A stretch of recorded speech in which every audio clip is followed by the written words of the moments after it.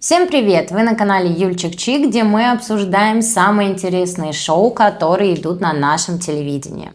На повестке дня шоу у нас «Титаны», которое вышло уже второй сезон.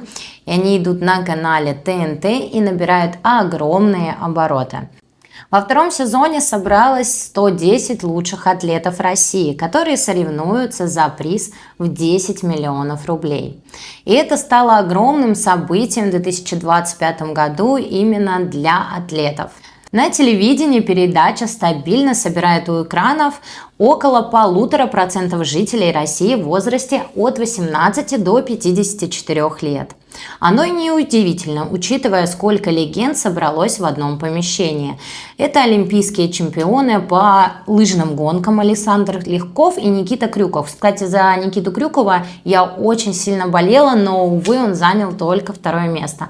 Все равно я считаю, что он молодец. Я прям была рада, что он попал в финал. И, конечно, расстроена, но не очень, потому что первое место тоже занял все-таки физрук, учитель физкультуры. Поэтому я была счастлива, что финал был именно такой. Шоу реализует вечную мечту болельщиков, сталкивает представителей разных видов спорта и выявляет сильнейшего. Однозначно стоит выразить респект создателям шоу «Титаны» за то, что они пропагандируют здоровый образ жизни и разрушение стереотипов. Но проблема «Титанов» на ТНТ заключается в том, что они, как и любое другое шоу, начинают потихоньку скатываться. Как говорят, второй сезон на ТНТ уже вызывает не столько восторгов, как первый, а иногда и вовсе возникает недоумение. И лучше сказать об этом сейчас, чтобы в третьем сезоне создатели не делали ошибок и не наступали на те же грабли. Иногда даже во втором сезоне многие сравнивали атмосферу как атмосферу с проектом «Дом-2», потому что это было на самом деле очень даже смешно смотреть. В процессе просмотра возникло ощущение, что его снимали разные команды. Шоу первого сезона было чисто про спорт и выявление пределов человеческих возможностей.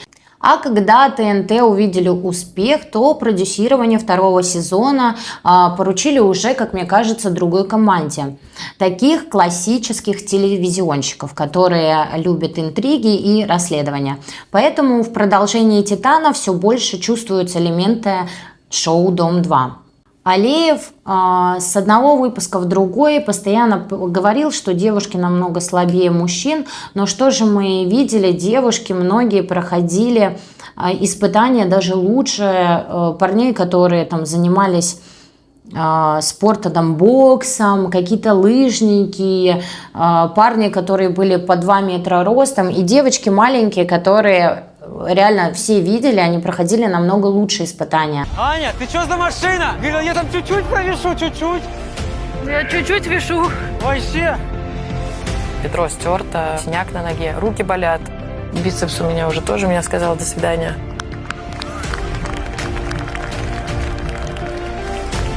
Вот, все. Вот. Стоишь? Молодцом. Полина, королева пилонов, тут ничего не сказать. Мы все восхищались, послушали истории про пилонов. Типа мы верим, что ты едва провисишь. Да. Но я приняла решение, что минимум до часу я буду сидеть абсолютно точно для красивой ровной цифры. Пытаться ее там уговаривать, бессмысленно, потому что, это ее звездный час. Она здесь должна получить свою минуту славы.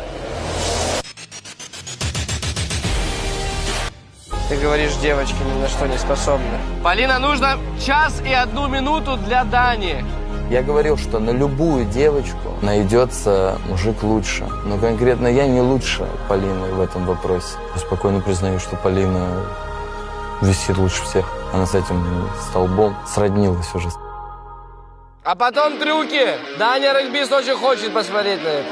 В шоу только один атлет заберет 10 миллионов рублей. И возникает вопрос, почему спортсмены должны тянуть друг друга в командных соревнованиях, если они по сути соревнуются друг с другом. Представляете, если на Олимпиаде для прохождения в финал по личному спринту нужно было выиграть командную эстафету и протащить своих, как говорится, на своих плечах своих же соперников.